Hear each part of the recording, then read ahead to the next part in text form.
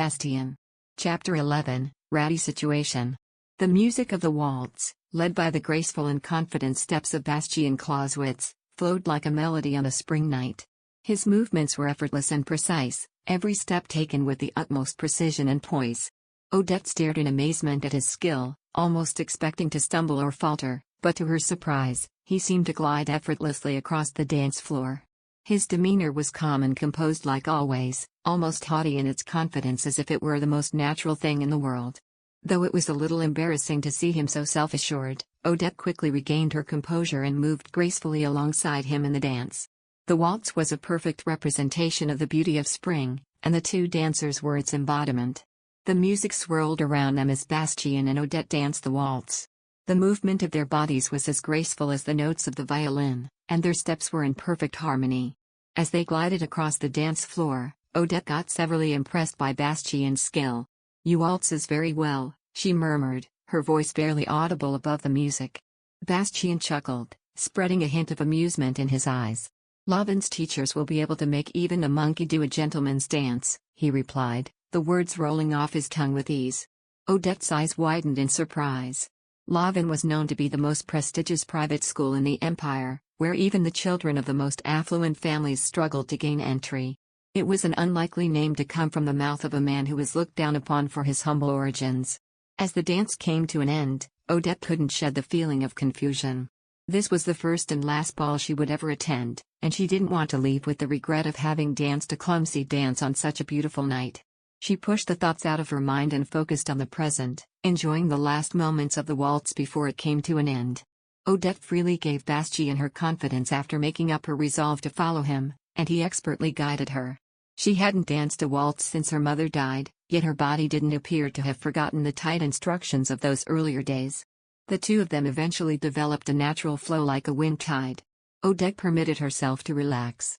The emperor and empress sat in their throne-like chairs, pleased with the events that had unfolded before them. Meanwhile, Isabelle retreated to the terrace, tears streaming down her face. And there's Sandrine de Lavire, or Countess Lenart, who watched the scene with a keen eye, her gaze constantly flitting back and forth. Bastian, in the meantime, amazed by the ripples Odette had caused with her presence. Everything was going according to plan and even more than he had hoped for. Franz, his stepbrother, couldn't take his eyes off of Odette. Even as he danced with his fiancée, his gaze was locked on the young woman. The Countess Klein's daughter saw this and cried, but Franz seemed not to notice anything except for Lady of Diessen. Smiling to himself, Bastian cast his gaze over Odette. She was so embarrassed that she had to turn away, but even while doing so she maintained a perfectly balanced posture. She was light on her feet and moved fluidly and with a sense of grace.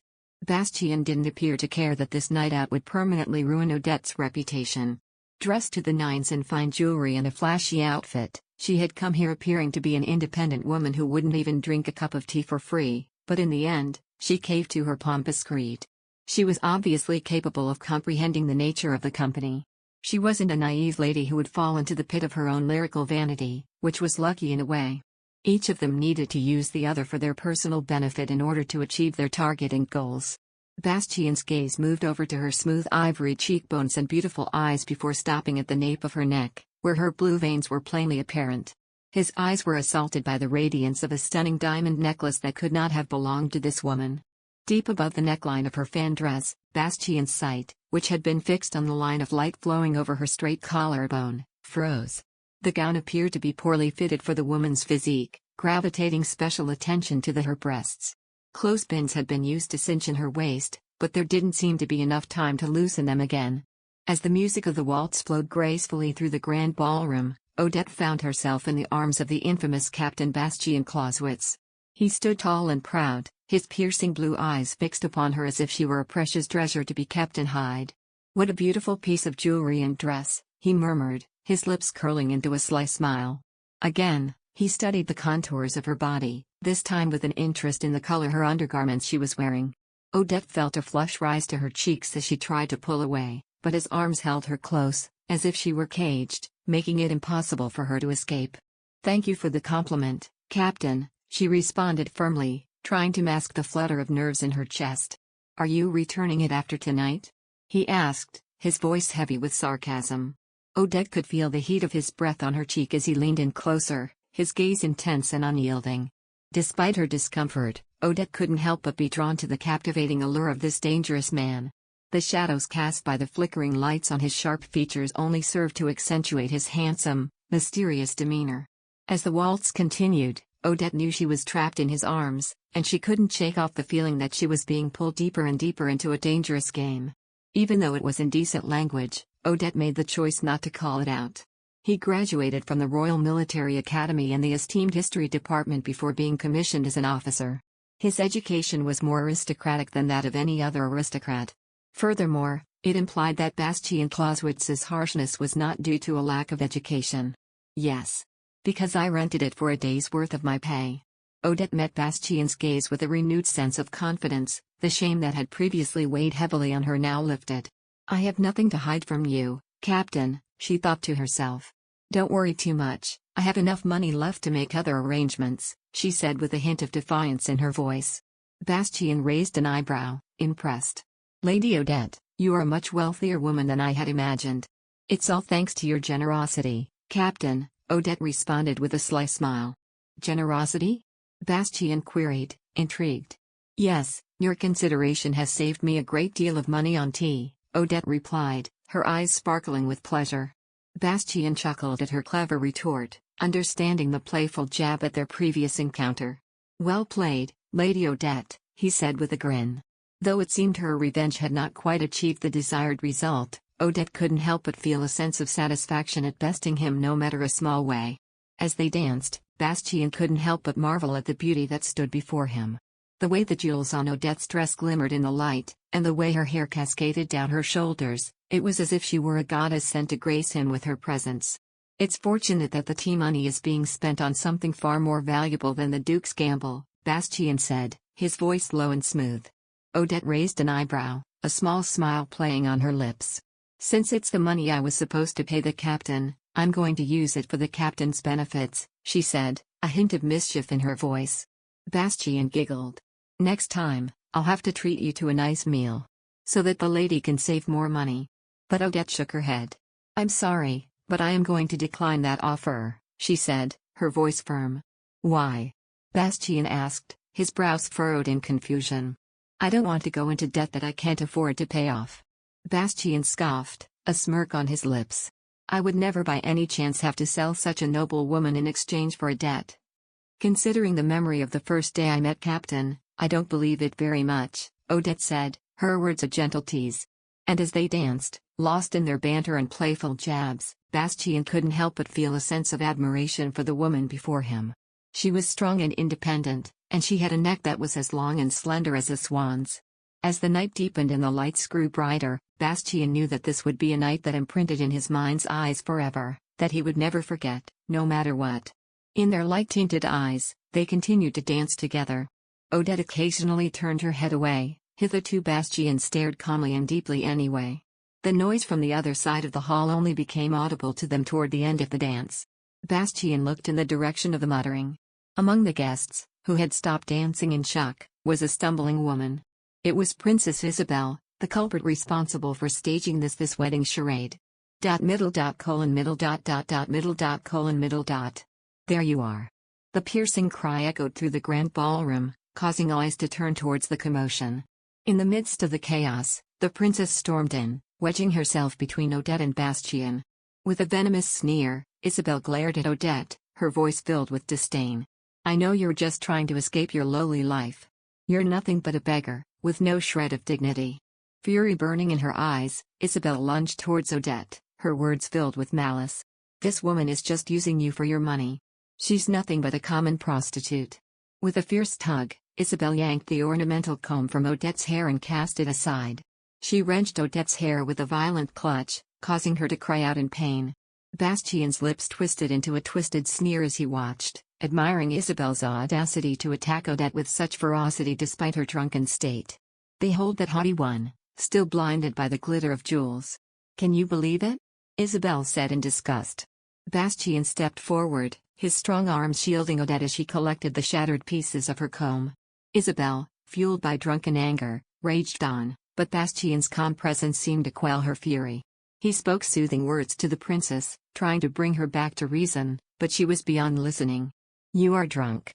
Bastian abruptly halted Isabel's actions. "Bastian, I love you. I absolutely love you so much," the princess muttered, her eyes lifeless and hazy, and it was obvious that she had consumed too much alcohol.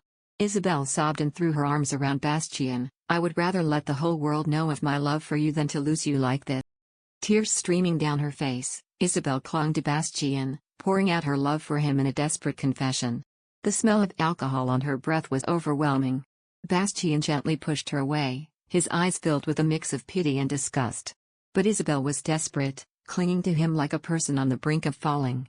Her neck, chin, and lower lip pressed against his in random, drunken kisses. They didn't know what to do and feared that the immodest scene would ignite a fire. It wasn't much different for Franz, who was keeping an eye on his fiancée's family like a lost bird. Bastian turned his head to avoid the unwanted advances, his eyes falling on the imperial throne where a commotion was taking place, as the empress had collapsed from shock. As the imperial couple made their hasty exit, the orchestra fell silent, and the once vibrant banquet hall was left in a cold, oppressive silence. The spring ball at the palace had come to an inglorious end, and the guests were left to contemplate the chaos that Isabel had wrought. Bastian's eyes scanned the room, taking in the panicked expressions of the guests, the empress's collapsed form.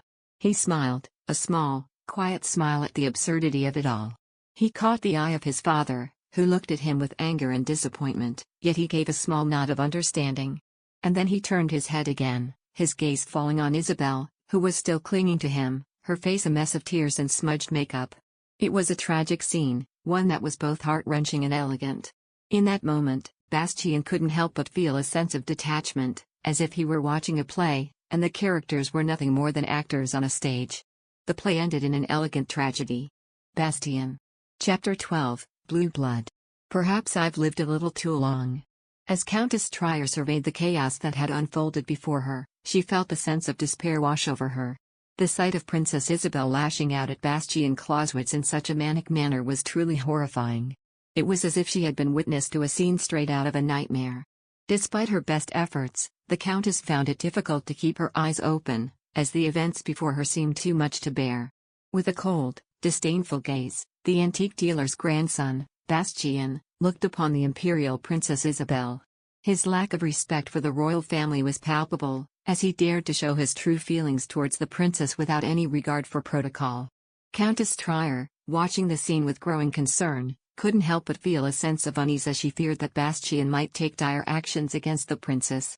But as she watched, Bastian let out a deep sigh and firmly pushed the princess away, refusing to give her any further mercy. "Isabel." The princess broke into tears at the sound of the crown prince's voice. She knew was once again rejected by Bastian Clauswitz. The prince appeared and took Isabel's hand, dragging her away from the chaotic scene as Bastian tidied up his disheveled clothing, his actions seeming dismissive and callous. Isabel's heart got heavy with grief and despair. Somehow, Princess Helene is much more better.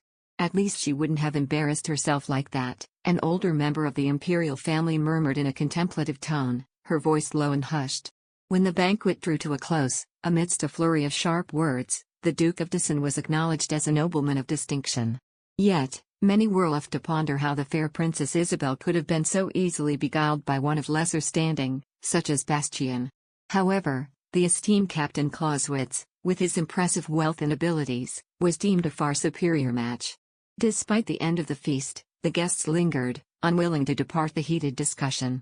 As the princess departed, Captain Clauswitz and the elegant Lady Odette remained behind.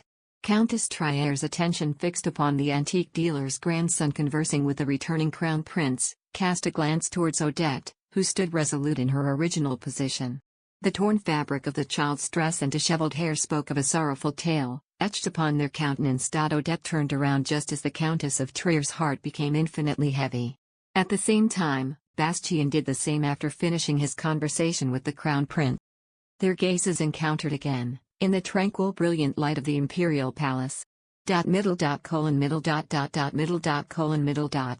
Her black hair fluttered down like waves of ocean this night. Bastian only realized what was happening in front of him. He took a deep breath. Odette took off her hair tie. She ran her long slender fingers through her messy hair, pulling out pins one by one. At first glance, the woman's slow and smooth movements appeared like a romantic dance.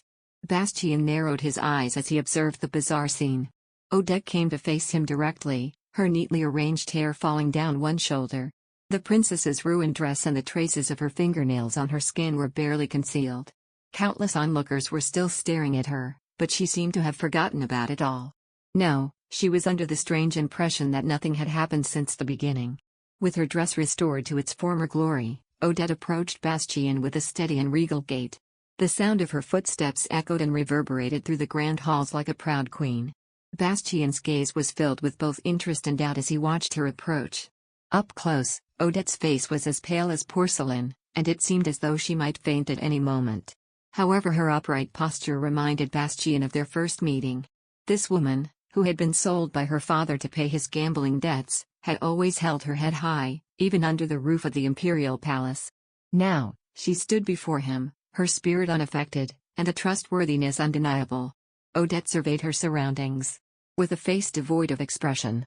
The grand marble hall, the serene night garden, and the magnificent Bastian. She lowered her head in awe, realizing that she had managed to maintain her composure despite the shame and humiliation she had endured.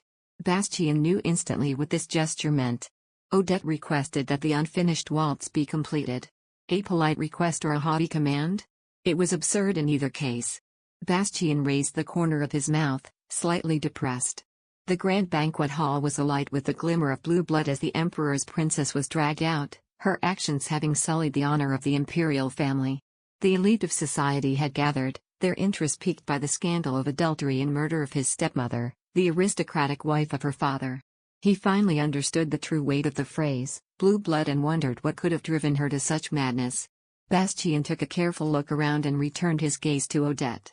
He bent his head towards the woman who was insignificant more than anyone else in this place, carrying the blood that flowed the thickest and bluest through her veins stubbornly. The crowd, held in a suspended state of shock, began to stir as the spectacle before them unfolded. A behavior so brazen and unbecoming, it seemed almost as if the party was still in full swing, despite the disgrace that hung heavy in the air. Countess Trier, her initial reluctance to bring Odette to light now a distant memory, watched on with a cryptic smile etched upon her lips, as she whispered to herself, "What the hell is this?" As the final notes of the waltz played, the couple gracefully glided across the floor, their intertwined hands leading the way. The crowd parted like the Red Sea, as if by magic, allowing the duo to make their grand exit. "Tell me, my dear Bastian, did you find pleasure in the company of the fair Odette?" The Countess of Trier's words were like honey on the tongue, but with a hint of mischief in her eyes. Bastian smiled as he replied, "It was a privilege to spend this momentous occasion with such a radiant lady." For the first time in his life, he had stepped foot inside the grand halls of the imperial palace, and the experience was nothing short of breathtaking. The Countess studied him intently, taking in the young officer before her. Rumors of his subservience, of sacrificing his pride for the sake of his ambition and wealth, preceded him. But as she looked upon him, she saw something else, a man armored in confidence, with the air of one who had never known servitude. She could understand how some might be taken in by his fierce light, yet it did not change the fact that the princess was unwell. "I'll see you later, Captain." Countess Trier accepted Odette's hand with a dubious greeting. Odette trembled. Her small exhaled breath also sounded erratic. Bastian, paid tribute to the chaperone, turned around while the Countess of Trier was stunned. The antique dealer's grandson, aware of Odette's condition, did not even raise an eyebrow, left astounded. Which of the two? Odette, who stood firm and refused to give in to the situation, or Bastian, who was willing to sympathize with her? Was the more terrifying of the two? They were obviously two similar rivals. Helene has done a good job of raising her kid.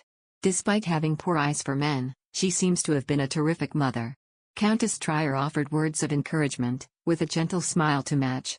She even withdrew her hand when she went to call for someone. "Bravo, my dear. You were flawless." Odette's eyes shone with a mix of relief, joy, and a tinge of sadness as she heard the Countess's words. "Thank you, Countess." The rich emotions that glimmered with unshed tears in her eyes soon dissipated as she replied with a calm demeanor and a hint of a quivering smile. Without a word, Countess Trier guided Odette away, knowing that what the young woman needed now was a much-needed respite. Middle. Yes. I'm going to trust your word on this. Admiral de Mel let out a deep sigh and spoke in a hushed tone, a decision reached after much deliberation about Bastian's association with the princess. Keep a low profile for now. It couldn't hurt to cozy up to Lady Odette. Admiral de Mel left the banquet hall with a request that felt almost like a threat, hinting to take advantage of the woman. It was clear what his true intentions were. From then on, several nagging thoughts kept creeping in and out of Bastian's mind. Eventually, when he left the banquet hall, the night fell. If it were like last year, the ball would be in full swing, but tonight, the imperial palace was heavy with a sense of emptiness. As Bastian settled into the car and closed his eyes, sinking back into the seat, he let out a tired sigh and undid his bow tie, the knot coming undone with ease. He reflected on the events of the day. It dawned on him that perhaps the performance of the play for the Emperor should be extended. It seemed that it would take a long time for the aftermath of today's incident to dissipate. When he opened his eyes, solidifying his resolve, the car was passing through the bustling streets of Lutz, the night view of the Rheinfeld Hotel coming into view through the car window. And with that, the memory of Odette came flooding back to him. She had stood tall and resolute, refusing to back down, her poise and grace masking the inner turmoil that was surely brewing beneath the surface. Just as she had done that night, when she had donned her veil once more, straightened her posture, and went out of the seedy gaming den with poise. Bastian closed his eyes shut for a while, letting go of the memory of her hair cascading down her neck, the soft white nape exposed. The wind blew through the half-open car window, rustling the leaves of the trees. And with that, the flower petals that had been caught on Bastian's collar for a while, disappeared quietly into the grey night. Bastian. Chapter 13, She Has Found Love? The proprietor of the quaint grocery store rose from behind the counter, his voice echoing with authority. An unpleasant odor seeped from his lips as he spoke, suffocating the air around him. Bring me the money, don't talk crap. Duke Diessen recoiled, his expression contorting in revulsion. In this dingy and impoverished neighborhood, being forced to feign amiability with this newly arrived merchant was an unendurable burden, but he had no choice. Ever since that fateful day when he became embroiled with the misfortune-ridden officers of the Navy, Duke found it increasingly challenging to even step foot in the clandestine gambling dens of the back alleys. With the pension he got from the imperial family, he should have been able to accumulate enough funds to acquire a respectable abode, but his last shred of hope rested solely on the gaming tables in the seedy outskirts, surrounded by the dregs of society. Pray, grant me entrance to the premises just once more. I shall then bestow the portion of my winnings. Good heavens! You are penniless and still cling to the grandiose dream of recouping your debts. The grocer chuckled, his dingy teeth on full display, inciting the group of men who were horrified puffing on their cigarettes to join in the laughter. Not here. Go, give your daughter a visit. I have heard rumors of her securing the affections of a gentleman. Perhaps you might retrieve some pocket money from him. The barber spoke, offering a preposterous suggestion. Odette has found love? Such tales are nothing but fabrications, Duke Diessen protested. You are unaware that your daughter is a prostitute. How pitiful, someone jeered. Insult my daughter again, and you will witness to my wrath. Duke Diessen warned, his voice echoing with anger. Why does she don her finest attire and roam the night, if not for a purpose? Not long ago, I peered from my luxurious carriage into the night, and I spotted a figure of wealth and affluence. If only we could have a chance to cash in before he rises to the top. Listen, Duke of Biggery. If you seek to participate in the next competition, why not bring your daughter along? They may extend to you a gracious discount. Their grins shimmered with maleficence as they traded jests and made lewd gestures. Duke Diessen, his face aflame with anger, vented his frustration by lashing out at a wooden chest stacked near the entrance. The sound of shattering glass bottles echoed amidst the cries of the stunned onlookers. You scoundrels! How dare you talk about someone's daughter like that, he bellowed. Duke Diessen stormed out of the grocery store, his mind awhirl with frustration and anger. He thought of the tin mine that had promised wealth, but instead brought nothing but despair. The loss of his wife, the Emperor's wrath, and the betrayal of his daughter weighed heavily on him. He cursed the fraudulent seller who had sold him the mine and the callous members of the imperial family who had stripped his daughter of her title and banished her. The Duke had hoped to restore his family's standing by marrying his daughter to the Emperor's son, but those dreams were shattered. Fleeing to a foreign land to escape the Emperor's wrath, they returned home only after the death of the previous Emperor, who had shown mercy and offered them a place to live and settlement money. Though the Duke's aspirations for restoration were not fulfilled, He was grateful for the emperor's kindness. Helen slumped and died in anguish, shocked to find she had lost all the money. Even though his sister's passing was the result of a tragic accident, the emperor held the duke responsible. Indeed, he shared his father's heartlessness. With Odette, there was a ray of hope that things could yet alter in the future. Once more feeling upbeat, the Duke of Diessen folded his cloak's collar. Odette was waiting for him when he turned the corner and gazed. Odette emerged from the building's door where the rental home was housed, well-dressed. The Duke of Diessen quickly hid himself between the gaps in the little building after deciding against summoning his daughter. Odette Setting's head, it occurred to him, been happening more frequently lately. It seems that she had experienced pleasant things that he had never witnessed before. A very odd change had occurred. As he came to that realization in his thinking, he experienced a foreboding sensation. How could she? When he attempted to dismiss his disturbing feeling, Odette got a little bit closer. With his back to the wall, Duke Diessen positioned close by. Fortunately, Odette did not glance in that direction. She headed for a bridge that crossed the Prada River. It was a street corner in the middle of the city that led to the downtown. After giving it some thought, Duke Diessen moved as quietly as a shadow to follow his daughter. Middle. A warm greeting and many thanks for your gracious invitation, Countess, Odette began with an air of graciousness. With a piercing gaze, Countess Trier set aside her glass of water, scrutinized Odette's appearance. Despite her modest attire resembling that of a governess, Odette managed to carry herself with a tolerable elegance, choosing to avoid ostentatiousness. A common misconception amongst men was that beauty equates to attraction. Have I met your expectations? Odette queried with a hint of mischief playing at the corners of her lips, her facial expression otherwise emotionless. Barely avoiding a failing grade, the Countess replied with a twinkle in her eye, gesturing for Odette to take a seat at the table across from her.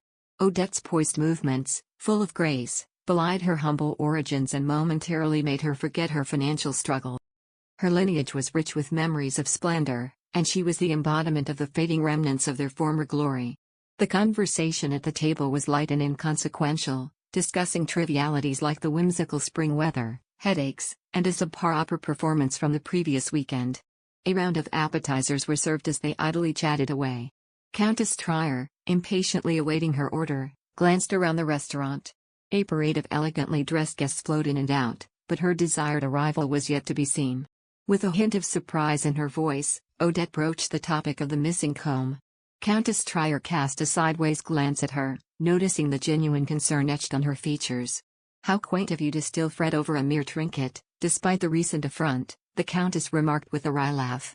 I apologize, Countess, for not properly safeguarding your property, Odette replied, her voice sincere.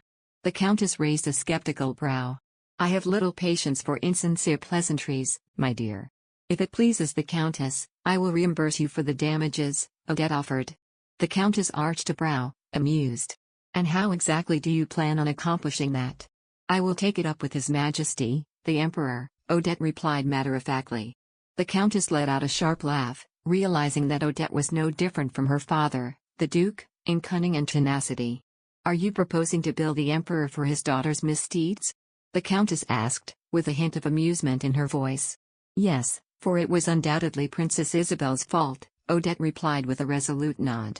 Do you truly believe the Emperor will heed your request? Even if he holds no regard for me, I believe he will do right by you, the esteemed elder of the imperial family, Odette said, setting her wine glass down and folded her hands in a knit on her lap.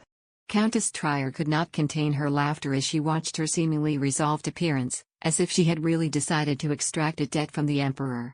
Indeed, it would be quite troublesome if the Emperor of the Empire cannot rectify the mistakes of his own daughter. I will have the jeweler's estimate of the repair costs sent directly to the Imperial Palace as soon as it arrives. Will they be able to fix it? Odette asked, a glimmer of hope in her eyes. Yes, thanks to your diligent collection of the broken pieces, the Countess replied with a warm smile. Odette let out a sigh of relief, her features softening into a smile that lit up her face. The Countess was momentarily taken aback by the transformation, as the normally stoic young woman now exuded a childlike innocence. I am grateful, Countess, Odette said, her smile beaming. The Countess chose to overlook the sudden change in demeanor, instead opting to view it as a useful tool in capturing the attention of the man, Bastian. Perhaps, She mused, a charmingly naive swan would prove to be a more effective strategy in dealing with him than a wooden statue. As Countess Trier shared the news of Princess Isabel's imprisonment at the Imperial Summer Palace, Odette gazed out the window of the restaurant. The once sunny spring days had been replaced by a dreary, cloud-covered street that seemed to hint at the return of winter.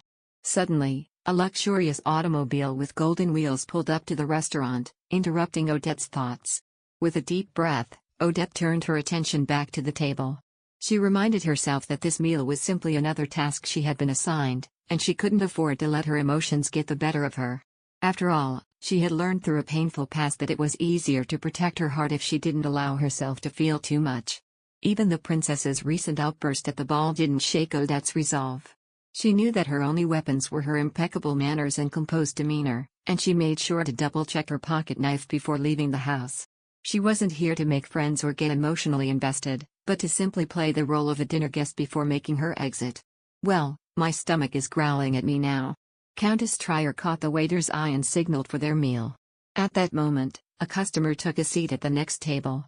Odette's gaze landed on a familiar figure, causing her to let out a soft gasp of surprise.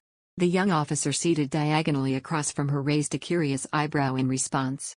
"Goodness, what a coincidence, Countess Trier," exclaimed the old gentleman seated across from the officer, who was none other than Admiral Demel, another imperial matchmaker. "I never thought I'd run into Lord Demel here," the Countess remarked with a look of surprise mirrored on her face. "Why don't we have a meal together? After all, this just happens to be the table next to us. If the ladies agree, it would be our pleasure, right?" Admiral Demel said with a friendly smile, looking to the young officer across from him. Bastian, the young officer, was forced to nod in agreement. Of course. The final piece to this staged scenario was left to Odette. "How about it, Odette?" Countess Trier turned her head and asked, her tone relaxed. Odette lifted her confused gaze, looking at Bastian, who sported a charming smile despite the absurdity of the situation. The man who claimed to follow the Emperor's orders was willing to play along with this obvious plan. "Yes, Countess," Odette said with finality, paying for a delightful lunch with her answer. She couldn't help but remember the warmth of the hand that caught her as she stumbled, and the softness in the eyes that gazed upon her. But Odette was fully aware that this marriage proposal could never penetrate her heart, for she would never give it away. Bastian. Chapter 14, Spring Snow. Amidst the bustling Saturday lunch crowd, a table of distinction held the gaze of all. As a sought-after haunt for the wealthy and famous, the clear intention of the meal was palpable. But Bastian was undeterred, becoming a willing player in the matchmaker's game. With grace, he embraced the opportunity to reunite with Odette in the near future, for he saw no reason to decline. The accident caused by the princess was apparently controlled, but as the days passed, stories gained greater traction. The idea that the tragedy of the previous generation would eventually be repeated was growing. A good number of fools were also gravely frightened that their relationship with Beloff would be shattered as a result of a skewed national marriage. April is a really crazy month. When the flowers are in full bloom, winter returns. Admiral Demel gently changed the subject after gushingly praising the compatible duo. "It's unfortunate if the game needs to be postponed due to the weather." Admiral Demel's gaze met with the aged countess, and he sighed with a sudden air of gravity. Bastian, keenly attuned to the purpose of their gathering, joined the fray with subtle observation. And so, it was Countess Trier, Odette's chaperone, who made her move. "It seems there's a significant happening afoot," she remarked. "Indeed," replied the admiral, seizing the opportunity. "Next weekend will mark the annual friendly polo match between the Navy and Army. It is a cherished event that promotes camaraderie between the two forces." "I see. I'm sure I heard about it. Does the captain take part in the game as well?" Countess Trier questioned Bastian.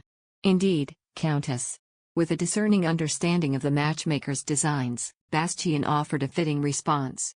Odette, dining in silence, finally lifted her gaze, her plate still heaping with uneaten food.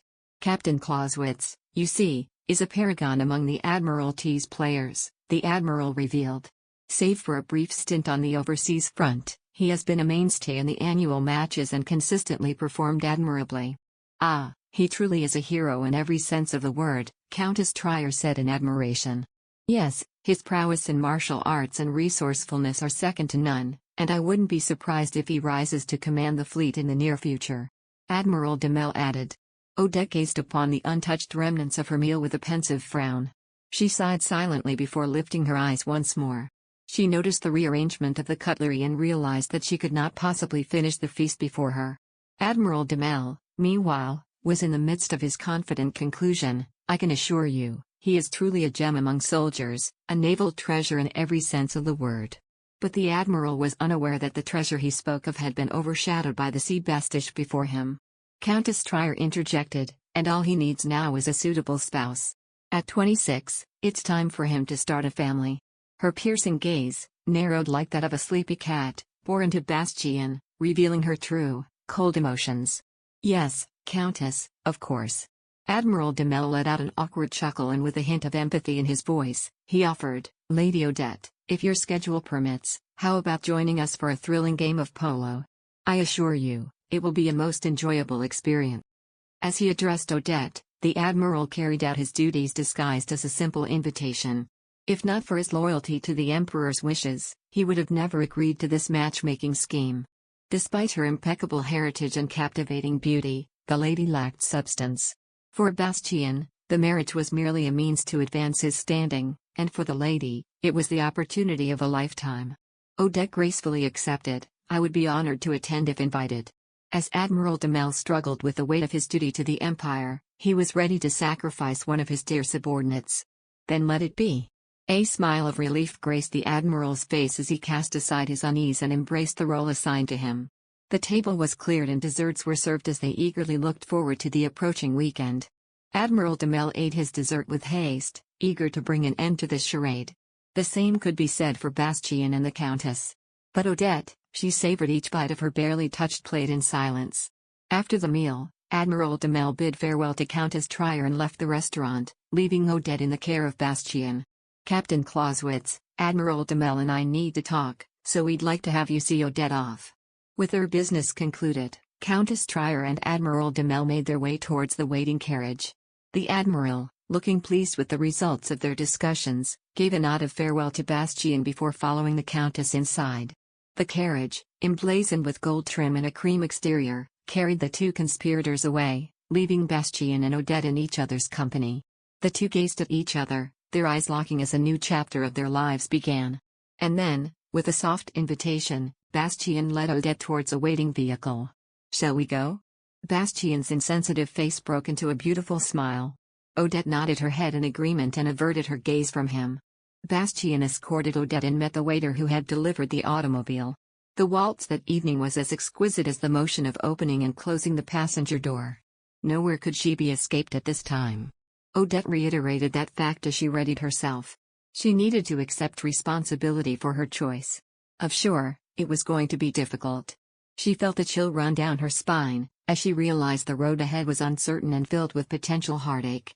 But she remained steadfast, as she had always lived life to the fullest, her spirit unbreakable in the face of adversity. Bastian stepped into the driver's seat, his demeanor now serious and his expression as cold as the winter sky. As Odette took a deep breath, she knew that she was ready to face whatever the future held. Middle.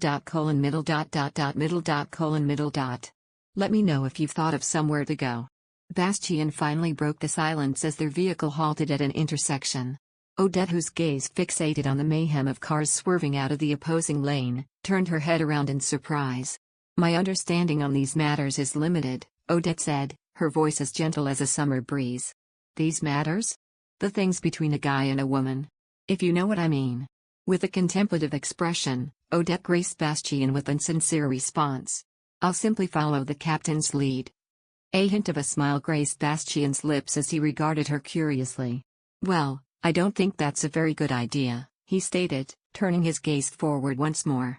His reply was cryptic, causing Odette to furrow her brow in confusion. Odette couldn't help but wonder if she had misinterpreted his words. The train chugged along the tracks, the sound of the wheels clacking a soothing background as she delved deeper into her thoughts. She rode in a carriage or streetcar, so she was not accustomed to the view of the city from this vantage point. "I believe a location with lots of eyes would be ideal if it's a meeting to disseminate rumors." As the vehicle glided onto the elegant Privé Boulevard, Odette's mind raced with possibilities until she stumbled upon the perfect solution. Amidst the shimmering lights of high-end boutiques and grand hotels, the city was awash in a soft, cloudy glow.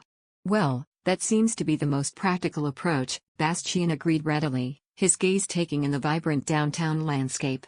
The opera house loomed ahead, its majestic facade lit up in the gathering dusk. Despite the early hour, the performance would soon commence, making it near impossible to secure a coveted seat. The department store bustled with activity, a sea of faces blending together in the throngs of shoppers. It was difficult to stand out amidst the crowds. Finally, Bastian's gaze landed on a grand hotel, its regal facade beckoning. Yet, he knew that becoming embroiled with this delicate creature was not an option. The automobile pulled up to Privé Boulevard's intersection while he checked each choice off his list one by one. The location was where the two museums faced one another. "Are you a fan of paintings?" Bastian squinted his eyes as he turned to face the Art History Museum. The building's facade was covered with a sizable poster advertising a special show. A gathering spot for bored women with excess money and free time. It wasn't a bad setting though. With a studied gaze, Odette quietly voiced her approval. "Yes. I like it." Nodding in agreement, Bastian guided the vehicle towards their destination with confident ease. Grand carriages and luxurious automobiles dotted the parking lot, basking in the splendor of the surrounding building. Though the back entrance was closer, Bastian chose to lead Odette to the more conspicuous front door, a decision that would not go unnoticed. As they approached the steps of the Art History Museum, Odette suddenly came to a halt, her previously cooperative demeanor giving way to wonder. A gentle smile lit up her features as she gazed skyward, and Bastian soon figured out the reason for her delight. Snowflakes were drifting down, mingling amongst the blooming branches. Though spring in Rats was known for its erratic weather, the sight of the snow-covered sky seemed to enrapture Odette, her expression dreamy. Bastian couldn't help but ponder the age of this enigmatic woman. A snowflake landed on Odette's eyelashes as Bastian went over the memories he had forgotten. Odette appeared much gentler and younger than usual when she blinked in astonishment. As Bastian stood in the falling snow, his thoughts turned to Odette, who seemed so fragile and vulnerable. In that moment, it felt like a fleeting thought, as ephemeral as a snowflake before it melts away, much like the petals of a flower carried off by the winds of spring. Though he had initially seen her presence as a hindrance, Bastian came to realize that it was also an unexpected blessing. Through her, he was able to fully immerse himself in this world and neutralize the ticking time bomb that was the princess. The marriage business would greatly benefit from having Odette's name. She was undoubtedly a woman of noble standing and pedigree, even if she had to reach rock bottom to get from one location to another.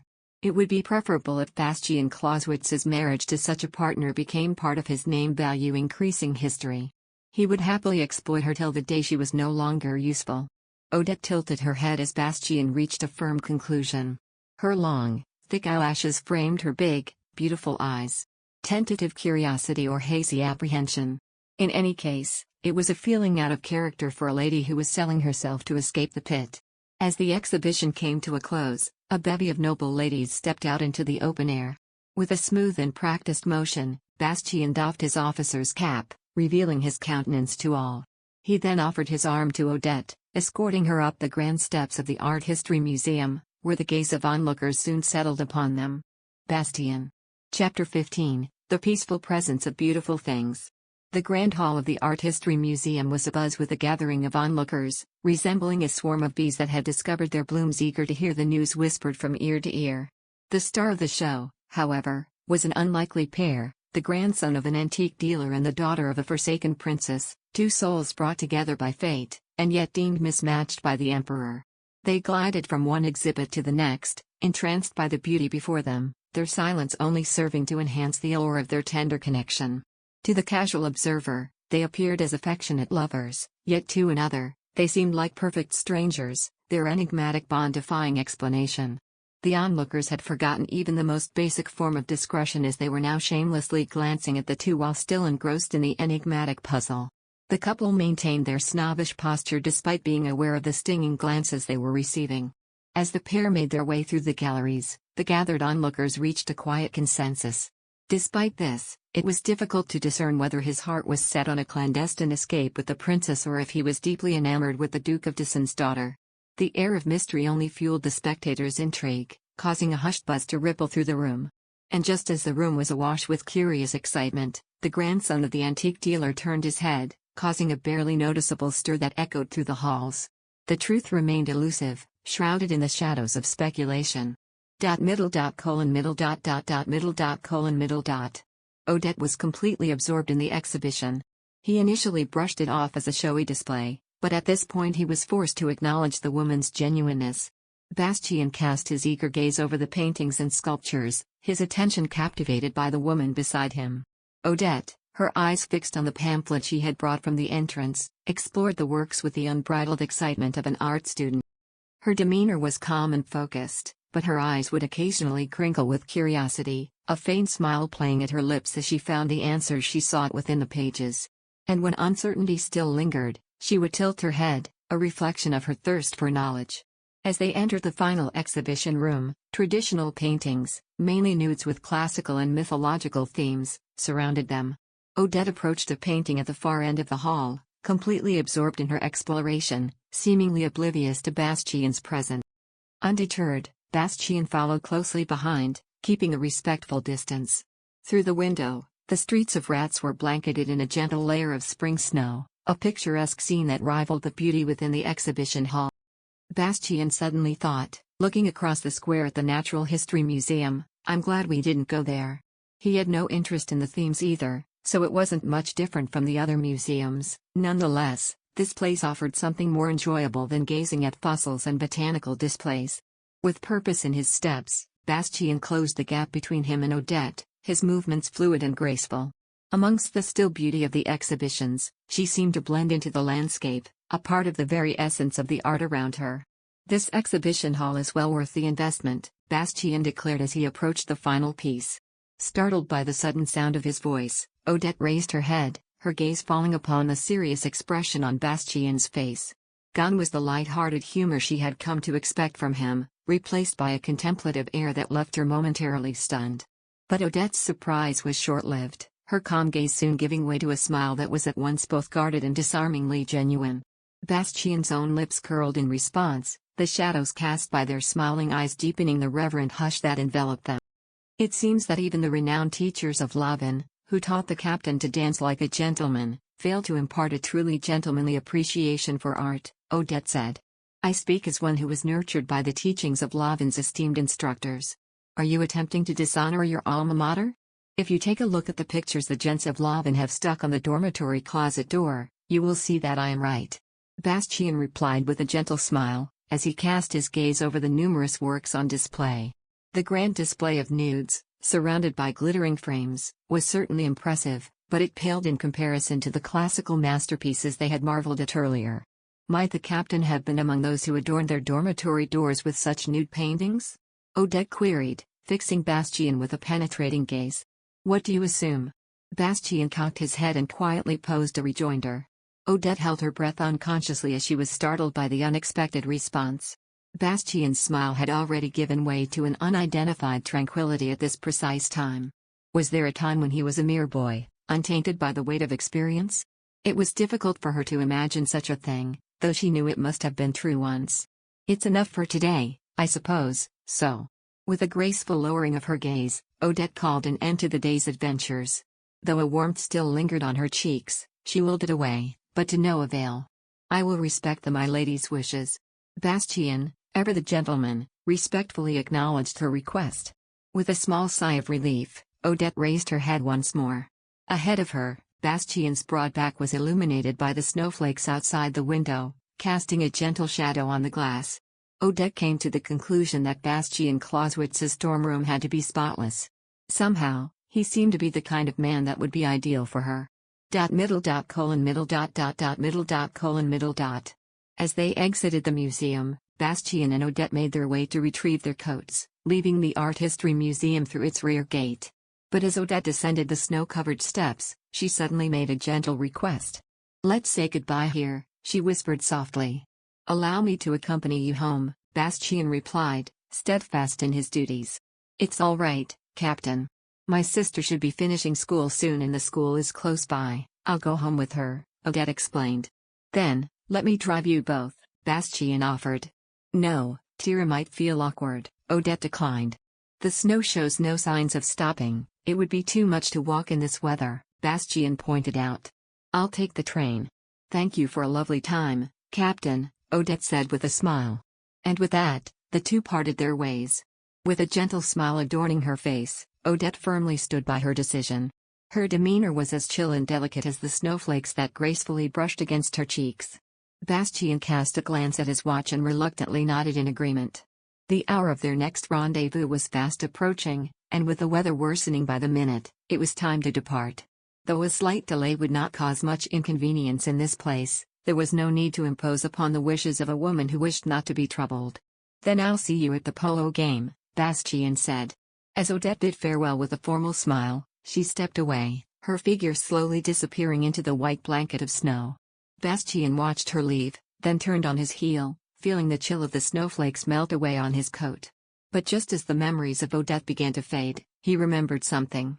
He had promised to bring flowers to his aunt and quickly made his way to the shopping district to make good on his word. As he drove, his thoughts strayed back to Odette and he wondered where she could be. It was only when he caught sight of a familiar figure across the street that he remembered. There she was, standing at the train station, accompanied by a schoolgirl. And as the light changed and she walked away, he realized that her excuse about her sister was not a lie after all. Even with the heavy-looking grocery bag in her arms, Odette kept her composure. She didn't resemble her younger sister at all, who was bouncing around and acting like a puppy in excitement. Odette warned her. The girl became silent for a bit, but soon began talking again. Not just physically, but also mentally too. The sisters were strikingly different from one another. The train arrived as Bastian was searching for his lighter with a cigarette in his lips awaiting to be lit. Odette was swiftly shoved back as the shivering masses rushed in furiously. Evidently, she wasn't fit enough to board the train. Bastian suddenly noticed the woman across the street and the frailty of her attire. Her blouse and skirt were neat, but her overcoat was heavily worn, just like the struggles of life. It was in the midst of spring when the proposal was made, and the onset of winter caught her unawares, leaving her without proper clothing to withstand the chill. As the horn of a passing train blared, Bastian sighed and pivoted his car. The train at the station had departed and, as he expected, there were still passengers who had missed their chance to board. However, Odette was nowhere to be seen. With a cigarette between his lips, Bastian hit the gas, ignoring the stop sign. Despite being pushed back by the throngs of people, Odette's determination allowed her to push her way onto the crowded train, and the vehicle carrying the woman gradually turned into a red dot, fading away into the distance. With a graceful exhale of smoke, the woman was lost once more in the delicate swirl of white vapor. Middle dot colon middle dot dot dot middle dot colon middle dot. As Odette fumbled for her key, the door suddenly creaked open. She and Tira exchanged surprised glances as they beheld their father standing before them, his presence uncharacteristically sober and absent of the usual alcohol scent. "What are you waiting for? Come in, Duke Diessen beckoned, opening the door wider and stepping back. With disbelief, Odette entered the house first, followed closely by Tira. As she carried the groceries to the kitchen, Duke settled at the end of the table, his behavior a stark contrast to his usual conduct. "I'll prepare dinner." After slipping into more comfortable clothing, Odette returned to the kitchen, donning her apron. Her father was still seated at the table, his behavior unexpectedly calm and collected. As Odette deftly chopped the potatoes for the stew, her father, who had been silently observing for a while, suddenly spoke. "Your age? 20? He asked, a meaningful expression on his face. 21, Odette replied coolly, opening a bag of flour. Duke Diessen seemed to be taken aback. 21. He repeated her age. His face a mix of confusion and joy. Odette couldn't quite decipher his expression, but she didn't pry.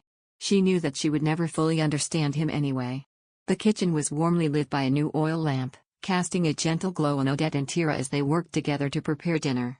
They moved with a synchronized ease, creating an illusion that this was a normal, everyday occurrence in their household. As the snow fell gently outside on this peaceful April evening, the Diessen family was, for the first time in a long while, at amity. Bastian. Chapter 16, Brazenly and Carelessly. Odette von Diessen graced the gathering at a time that suited the humble guests, blending seamlessly into the crowd. However, her fame was a hindrance to this peaceful arrival, attracting attention from all corners. Ella von Klein, impatiently awaiting Odette's arrival, rushed to her side and greeted her warmly. "Hello, do you remember me? We met at the ball that night." With a warm smile, Odette replied, "Ah yes. You're the daughter of Count Klein and the fiancée of Mr. Franz Clauswitz, am I right?" Exactly. I was so impressed that you remembered me so clearly despite your busy schedule. Thank you for being so kind, Ella gushed, leading Odette to join her group. Fortunately, Ella was able to more readily gain the focal point of every conversation today because the fussy old lady wasn't with her. As the rumors claimed, Odette von Diessen was unique and distinctive. The woman stood alone, much like the circumstances that had led her to the edge of the cliff, but she carried no hint of arrogance. Her presence was soft and inviting, often acting as a listener but engaging in conversation when required with grace and charm. A true epitome of elegance and poise. I was worried that winter had returned. I am glad to see the weather improving once more, Alice said. As the discussion came to a close, the young daughter of Count Brandt offered her first remarks, her eyes shining with admiration. Your dress is stunning, it truly brings out your beauty. Claudine von Brandt, rising from her seat, approached Odette with delicate steps, while Ella watched the interaction with curious eyes, studying the air between the two ladies. Claudine gazed at Odette's attire, a gentle smile curling on her lips. It reminds me of René's creations, so elegant and sophisticated. That dress shop truly knows how to handle delicate fabrics like chiffon and silk with such grace. Ella and the other ladies looked taken aback, not recognizing the shop named. Curiosity and suspicion gleamed in their eyes as they gazed at Claudine. Could it be a test? They wondered. Ella's eyes flickered with excitement, her gaze fixed upon Claudine's face as she tried to discern her motives. It seemed impossible for someone like Odette, who came from humble origins, to have a custom-made gown from such an upscale boutique. The dress Odette donned today appeared to be the handiwork of a talented seamstress, but upon closer scrutiny, one could discern the telltale signs of additions. It was clear that the gown was not made specifically for her. No surprise there, a young woman drawn near to Ella whispered. I'm often overlooked when I visit the shop. His Majesty can be rather ungenerous, the young woman continued. Using Odette as a mere pawn to safeguard the princess, it would have been considerate if he had gifted her with some practical attire. The gathering party was so sudden that there was no time to waste, Ella spoke, shielding Odette in reverence for the Clauswitz family. She was aware of the stringent procedures at the sought-after dress shops. Bookings must be made 2 seasons in advance at the most popular establishments. However, even the most demanding shops would not dare defy the royal decrees. The royal family chose not to intervene, viewing Odette's situation as beneath their notice. Despite their ability to offer aid with ease, they deemed it not worth their effort. Thank you for the kind words, Lady Brandt, Odette finally spoke up, drawing the attention of the ladies who were hushedly giggling. The poor woman found herself on the spot once again, facing their judgment. If she were to react impulsively, she would be deeply mortified. However, acknowledging her ignorance and poverty was equally unbecoming. No matter her response, it seemed she could not escape the ridicule. You see, my knowledge and taste in fashion is still quite inexperienced, Odette explained with grace. I am grateful for the guidance of my chaperone. The Countess's niece and I share a similar figure, and I am lucky enough to be able to preview attire from various boutiques. Lady Brandt's recommendation will definitely be at the top of my list. The other ladies looked at each other, unsure of what to make of Odette's response. But before they could react, the officers of the army entered the room, ready to commence the game. It was lovely talking with you, Lady Brandt, but I must be going now, Odette said, trying to gracefully escape the awkward situation. Claudine, who had found her cousin, smiled warmly and bid her farewell. Then let's meet again soon, Lady Odette. Apparently, the previous conversation was already forgotten. The charming Claudine von Brandt bid farewell to Odette with a warm smile and a kind greeting. Ah, my apologies, Claudine added with a mischievous twinkle in her eye, I've made a mistake earlier. The dress you're wearing, it's from Sabine's dress shop. Odette gracefully accepted the correction with a smile, pretending to be grateful for the new information. Claudine turned to join the army officers, her elegant silhouette blending into the crowd. Just as Odette was taking a sip of refreshing lemonade, a joyful voice filled the air. It was Ella von Klein, excitedly greeting her fiancé, Franz Clauswitz. Franz, darling, you're finally here. I have been worrying about you, Ella gushed, clinging to her fiancé's arm. Franz, with his dark brown curls and piercing gray eyes, greeted everyone with a warm smile, his gentle demeanor at odds with his reputation as the heir to a wealthy business family. He was the very picture of a refined artist, rather than a ruthless businessman, leaving those around him in awe. Franz's demeanor dramatically worsened when it was finally his turn to welcome Odette. It's a delight to see you again, Lady Odette. Franz's greeting was a bit hesitant, as he kept his gaze fixed on his shoes. His eyes, like a chilly mist, made Odette feel uncomfortable, yet she gracefully disguised it. "Hello, Mr. Clauswitz. It's a pleasure to make your acquaintance," she replied with a warm smile. Just then, the players from the Admiralty treaded into the stadium, providing a perfect diversion for Odette. She turned her gaze to the other side of the sun-drenched lawn, observing the tall, strong, and fit young officers. They commanded the horses with a fierce grace, none more so than Bastian. With quick strides, they approached the reception area, taking the time to inspect their horses before proceeding. Odette took a deep, silent breath, raising her chin and expanding her chest, yet she still struggled to breathe in the confines of her constricting corset. Despite the discomfort, she had donned the ill-fitting garment, a necessary sacrifice in the name of fashion. As Bastian strode confidently towards her, their eyes locked, and he beamed with a smile as bright as the sun at its highest point in the sky. Middle. Bastian Clauswitz, like a god of battle, captivated everyone with his striking beauty, Sandrine mused as she watched him engage in light-hearted conversation with his potential bride-to-be, chosen by the Emperor. A mix of love and hatred swirled within her. "It seems like they'll be tying the knot soon," chimed in a young woman with an innocent expression, seeking a reaction from Sandrine. With a bright smile, Sandrine nodded in agreement. "I hope so. Bastian's life will be much more settled with a strong partner by his side as he sets off on his next assignment," she said, her words ringing with a sense of genuine concern for her friend. "It's sweet of you to think that way, Sandrine. Your kind heart shines through," the young woman said, a bit flustered by Sandrine's boldness. "It's only natural for friends who share a deep bond," Sandrine replied with a warm smile, her words successfully masking the deceit beneath. She hurriedly changed the subject, maybe realizing that there was no point in extending this discussion. It was the type of boring conversation that society's young ladies like, bragging about their husbands and their children. Sandrine gracefully excused herself from the conversation and returned her attention to the joyous couple.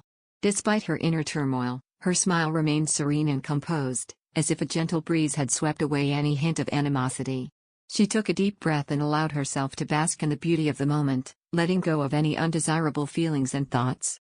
Sandrine watched the couple and couldn't help but feel the same passion the princess felt for Bastian. She was also all too aware of the madness that would accompany her desire to be with such a man. Despite this, she lacked the audacity to behave as the princess had. While she was still single, it was a precarious balancing act of good fortune and sad destiny. She let out a heavy sigh as she momentarily saw her husband's face. In the end, she had got the worst husband in the entire world, Count Lennart, a sodomite, but she couldn't despise him. She was able to take advantage of his flaws and force a divorce without consequence because of him, and that weakness allowed her to obtain Bastian Clauswitz. With that in mind, Sandrine might pardon him for his folly. It would be unfair to cling to his small-minded side, who was dithering the divorce proceedings to the point where he could cut her alimony by even a single cent. How much time had passed since she had last gazed upon him with such longing? As Bastian turned his head, Sandrine's feelings of anger and frustration were instantly replaced with love. Despite her wounded pride, she couldn't help but fall under his spell once more. With a flirtatious wink, Sandrine gestured towards the lounge. There was no doubt that Bastian wouldn't pick up on her meaning. "Oh, I think I need to take a brief respite," she said, feigning a stumble and spilling her sherry as an excuse. Rushing away from the reception, she bid farewell to the women whose false concern was etched upon their faces. As she stood at the end of the grand hallway, her heart pounded with excitement and anticipation.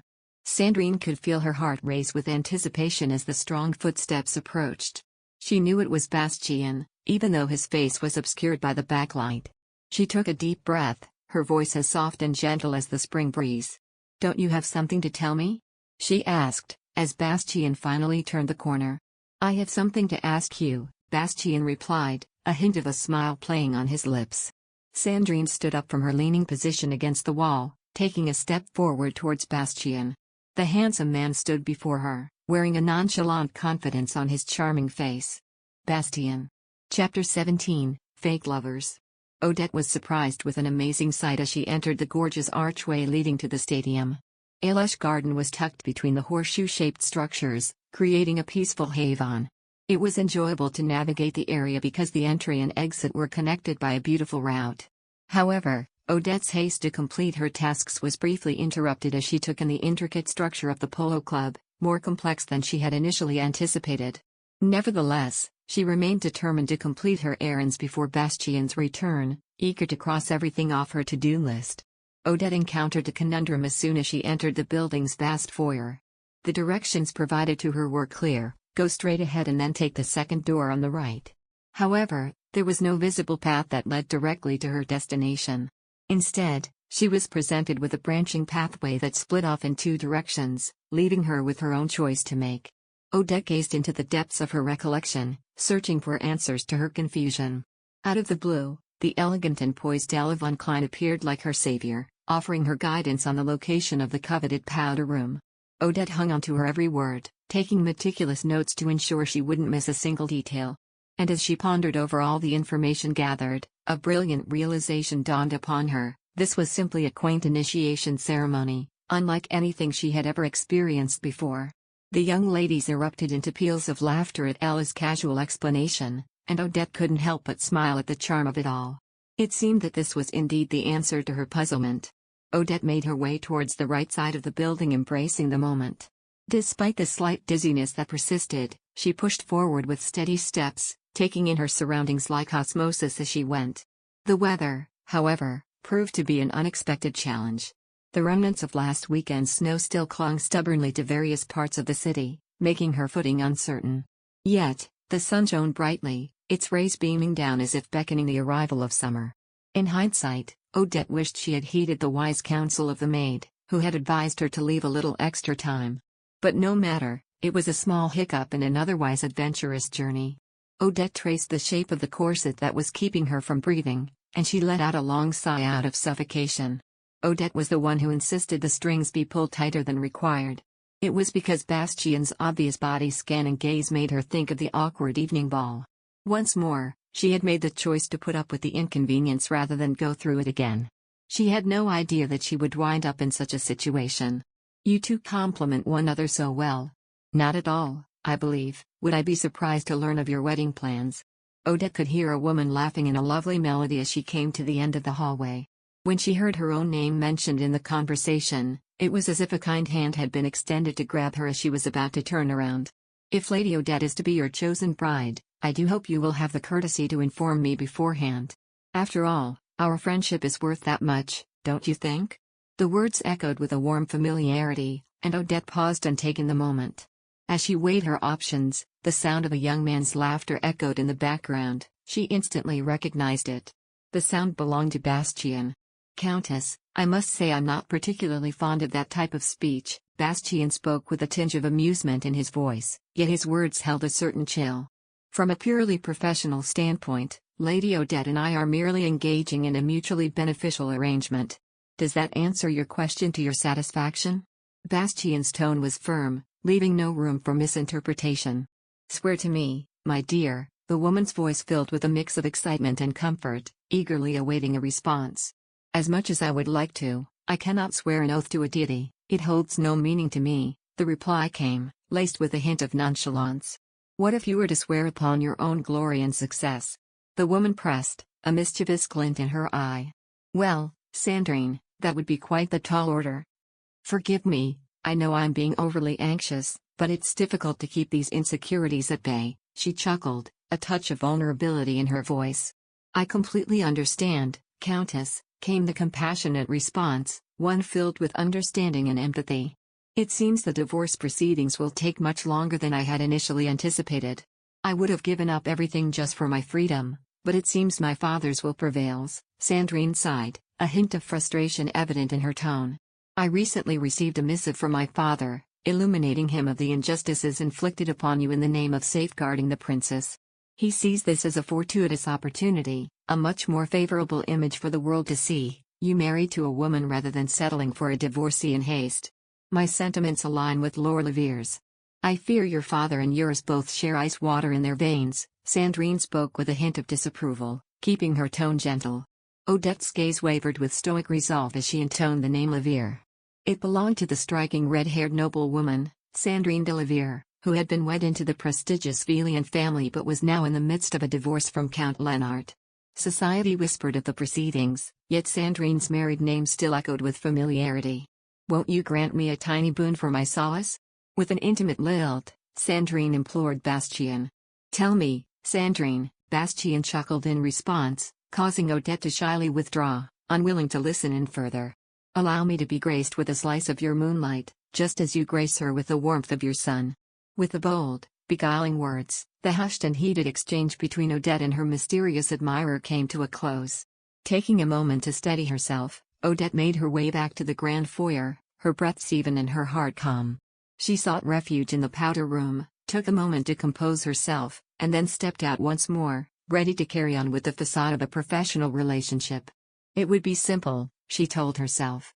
Just a matter of willpower and poise. Middle. Our friendship is too valuable to be ruined over a passing fancy. Sandrine could feel her despair as Bastian's response confirmed what she already knew. But she chastised herself for the absurd sense of disappointment. Bastian was an uncontrollable, free-spirited individual. Then again, this feeling appeared to be shared by all other ladies. A dashing gentleman, who could be counted on to never run dry of romantic endeavors, yet, he remained devoted to his self-imposed loyalty to the lovely ladies of high society. He was a scourge and an irresistible lure all at once. Ah yes, friendship, a bond as precious as gold. Sandrine let out a melancholic sigh. Approached her with ease. Bastian, he had been observing her in silence. With graceful ease, he adjusted the embellishment on his hat, as Sandrine stood frozen, her cheeks blushing like a schoolgirl holding her breath. Though the distance between them was but a mere hand's reach, it seemed as though only Sandrine was aware of its significance. "Hold your head high, Countess," Bastian spoke, teasing his lips with a smile. With a final, delicate touch, Bastian adjusted her corsage to perfection before taking a step back, a small smirk playing at the corners of his lips. "It's quite lovely," he murmured, his words dripping with a hint of sarcasm. Sandrine simply let out a helpless giggle, her cheeks flushed with embarrassment. Despite her reservations, she was unable to deny the twinkle in Bastian's eye. She felt drawn to his calculating charm like gravity. Though he had no intention of holding on to her, he was equally unwilling to let her go. Though she was aware that this man was skillfully exploiting her, but she didn't care. Because of his unbridled ambition, Bastian Clauswitz was a man who loved nothing else besides himself. Bastian vanished around the corner like thin air. Sandrine's heart grew full of the happiness the realization had brought her. However, Sandrine was struggling for a long time to withdraw her hand, for it was aching from the hat she was holding. Middle. Odette made a surprise appearance as the festivities were about to come to an end, looking confused and as though she had no idea when they would conclude. Bastian stood up with a composed smile after patiently waiting for the enigmatic woman who disappeared without a trace. All eyes were on them now that the other attendants had finished their pre-ceremony rites. They were the last two left. Odette seemed to be a seductive woman who grabbed attention with ease everywhere she went. "Oh my, it seems I got a little turned around in this labyrinth of a building," Odette chuckled, offering a sheepish apology. But Bastian just waved it off with a nonchalant smile. "No need to worry, the pre-ceremony is still outgoing," he informed her, pointing to the nearby couple where the wife had gifted her husband a token of good luck. "A lovely tradition, don't you think? Where a lady shows her support to her partner. And if you'd like to do the same for me, I promise to repay you with a victorious performance," Bastian said with a glint in his eye. Odette gave a small nod, taking in the scene before her and understanding the significance of the pre-ceremony. Though she remained silent, Bastian could see the gears turning in her mind as she considered her next move.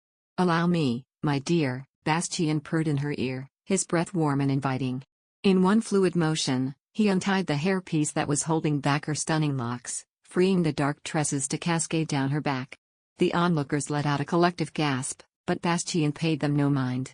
He simply looked at Odette, a knowing smile playing on his lips.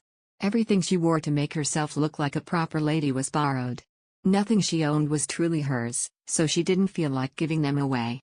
The hush between them was broken by the snickering of passers-by who had figured out what was going on. "Captain, your true beauty shines brighter without it," he whispered, his eyes drinking in the sight of her. Odette's cheeks reddened in surprise and embarrassment, but she didn't pull away. Instead, She basked in the warmth of Bastian's attention, knowing that this small act had just solidified their partnership in the most unexpected way. With the pink ribbon, shimmering and smooth, resting in his hand, Bastian approached Odette once more.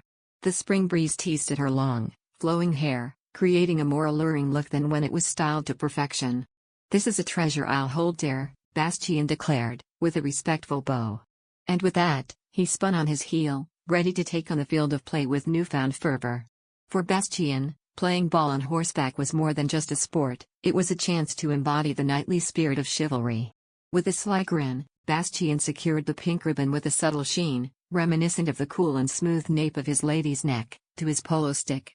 The elegant embroidery of Odette's initials, adorned with delicate floral patterns, added a touch of chivalry to his usual rough exterior.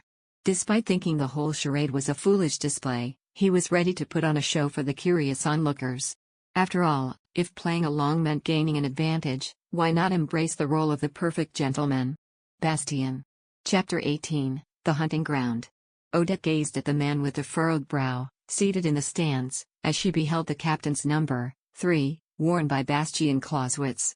It didn't take long for her to grasp the reason for this commoner's distinguished position on a team composed of the offspring of prominent families.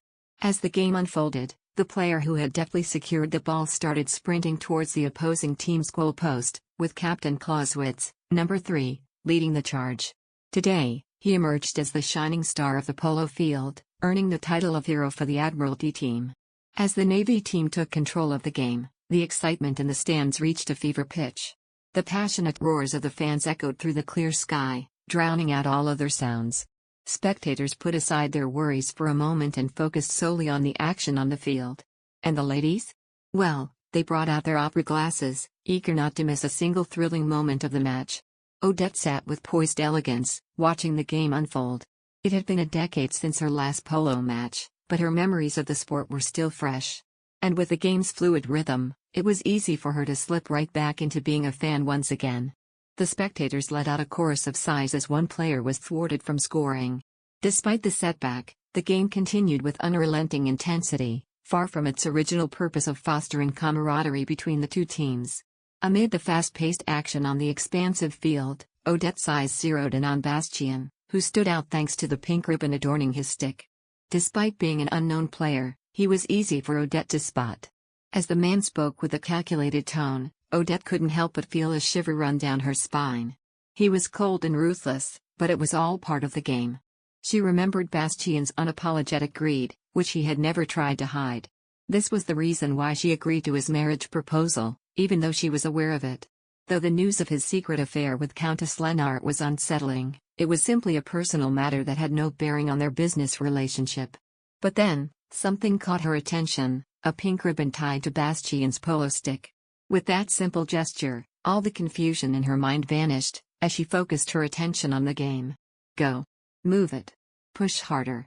Suddenly, a thunderous roar erupted from the spectators, who were on their feet, cheering. They were chanting Bastian's name, as he charged forward with unrelenting determination. The audience leapt from their seats and began chanting in unison one player's name. Bastian. That man was the one who was fiercely attacking once more. Bastian swung the stick hard, sending the ball sailing across the goal as Odette considered how to react. The Navy's first goal. Middle. Bastian, sensing his horse's slowing pace, directed it towards the stables, where fresh mounts were kept.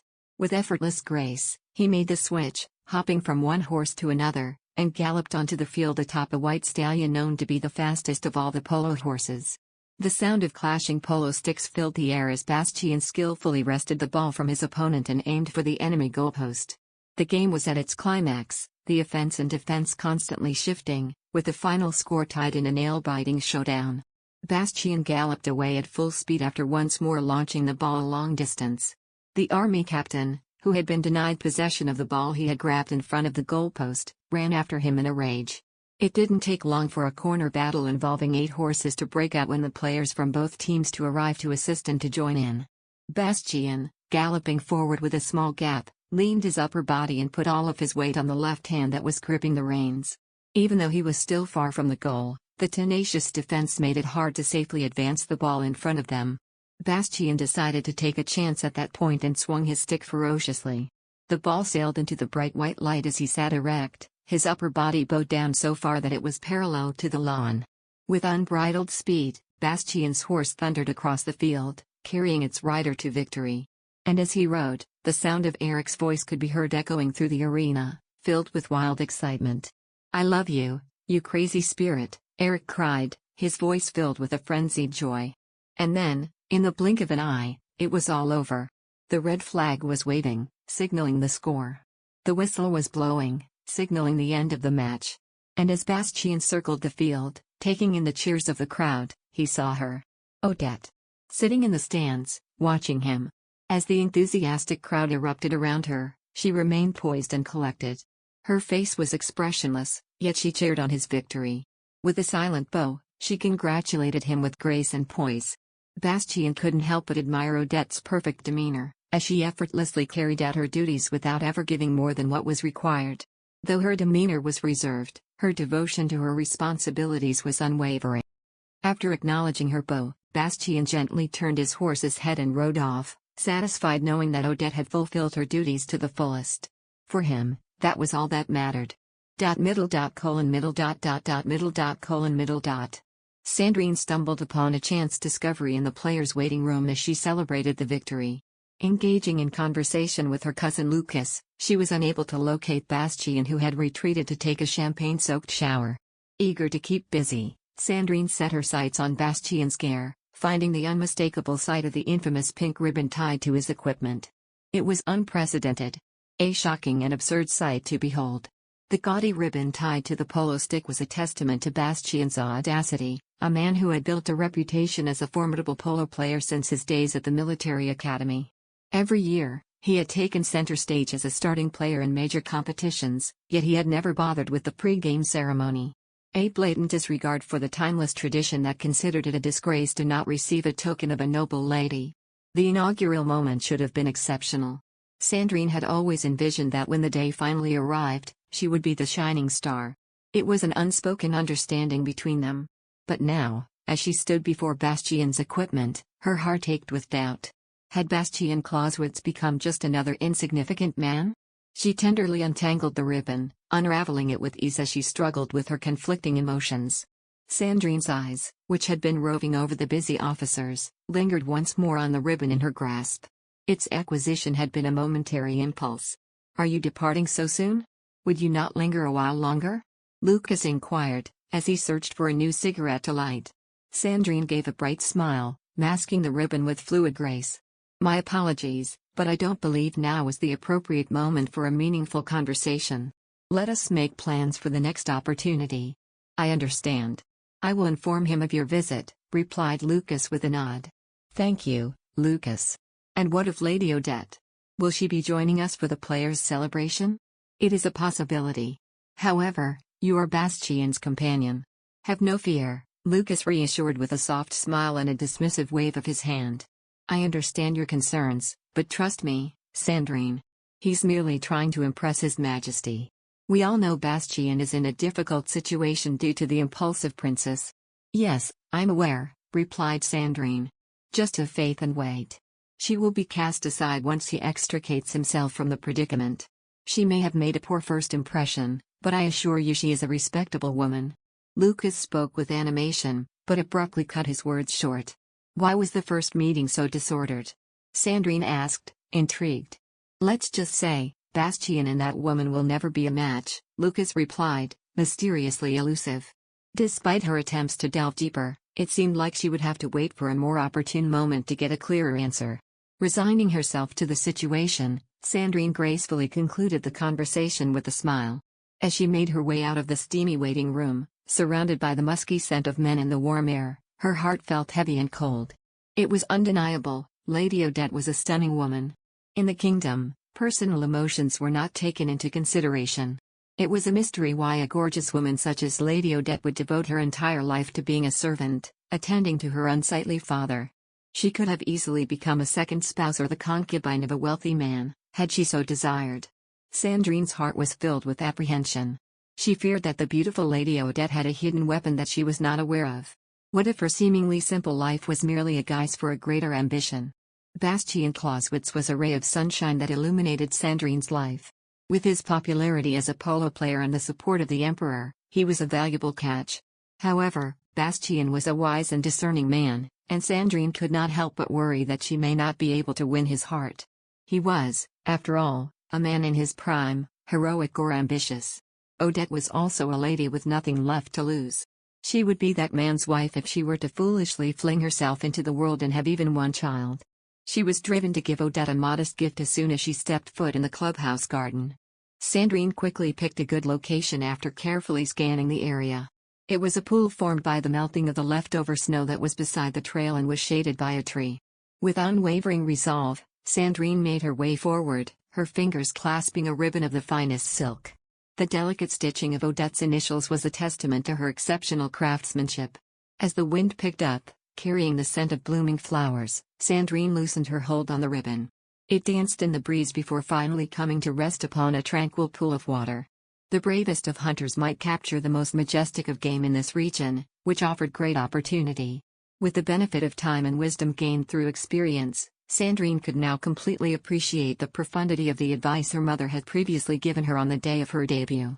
Before departing from the verdant garden, Sandrine cast a final glance towards the token she had left behind. The soft pink ribbon, now ensconced in the mire, was a vivid contrast to its surroundings, catching the eye with its hue.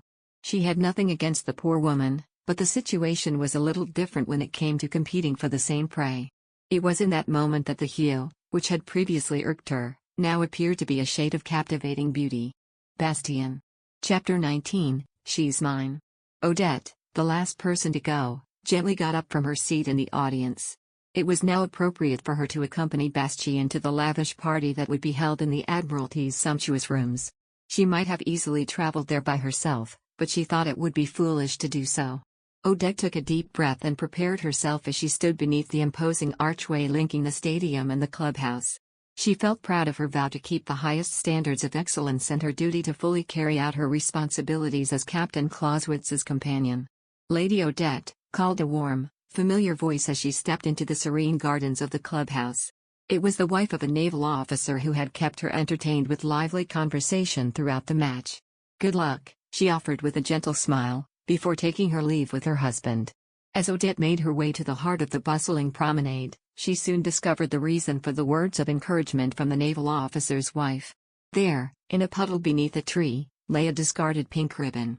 The gaze of the onlookers surrounding it was trained upon Odette, their expressions a curious mix of pity and interest, much like that of the officer's wife she had just met. Odette stood between the throng, her eyes fixed upon the mud-stained ribbon. Its initials, so carefully embroidered, now smudged with dirt. It was her cherished ribbon, taken without her permission by the man before her. "Are you all right?" inquired a lady, her voice soft with concern. With a gentle smile, Odette took a step back, her eyes still upon the ribbon.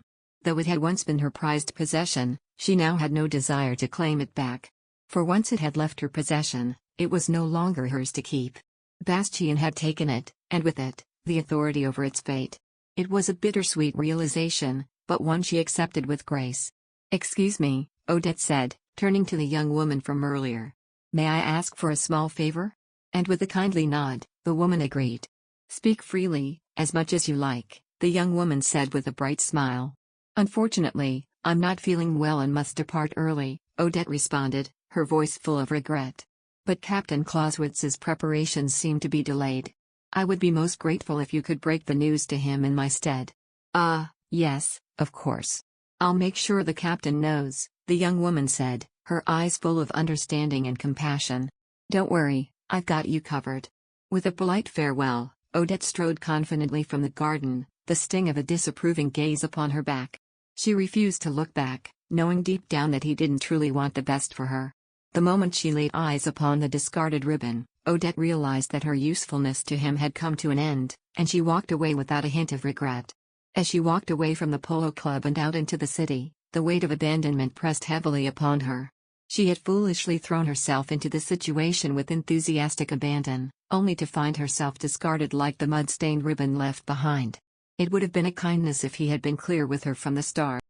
A soft sigh escaped her lips as she walked down the streets of Rats in May. The city was a paradise of roses, making it hard to believe that just a week ago, snow had blanketed the streets. The brilliant afternoon sun painted the world in gold as she walked down the street, lost in thought. Suddenly, she came to a halt in front of a theater, her gaze drawn to the advertisement billboard towering above her. Discount sales at the department store, upcoming opera performances, and job ads posters announcing all manner of news filled the cylinder, each vying for her attention. With a thoughtful gaze, Odette fixated upon a small, black and white flyer at the bottom of the advertisement billboard. In elegant script, the advertisement sought a tutor, with specifications listed below the headline, a preference for young, unmarried women of educated middle-class backgrounds, with a proficiency in literature, foreign languages, music, and etiquette, and a well-groomed appearance. The notice promised a substantial income for the right candidate. Odette, with a hint of concern, carefully transcribed the advertisement into a dainty notebook she retrieved from her purse.